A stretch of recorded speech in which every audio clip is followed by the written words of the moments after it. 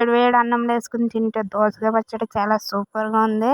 ఈ రెసిపీలోకి వెళ్ళిపోతే స్టవ్ వెలిగించి స్టవ్ మీద కడాయి పెట్టుకుని దాంట్లోనే ఒక 5 స్పూన్లు ఆయిల్ పోసిన తర్వాత ఈ పచ్చిమిరపకాయలు అందులో వేసి దోరగా వేగనివ్వాలి. దోరగా వేగిన తర్వాత దోసకాయ ముక్కలను కడుక్కుని అందులో వేసుకోవాలి.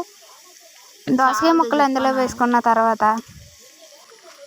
1 స్పూన్ సాల్ట్ వేసుకుని టమాటాలు వేసుకుని మూత పెట్టి ఒక అరగంట మగ్గనివ్వాలి. మగ్గిన తర్వాత దోసకాయలు చల్లారిన తర్వాత మిక్సీ జార్లో వేసుకుని మెత్తగా పేస్ట్ చేయాలి. అదే కడాయిలో ఆయిల్ 2 స్పూన్లు వేసుకుని అందులోనే తాలింపు కరుసులు కరివేపాకు వేసి ఈ పచ్చడి అందులో వేసి ఒకసారి గట్టి పెట్టి తిప్పితే దోసకాయ పచ్చడి రెడీ.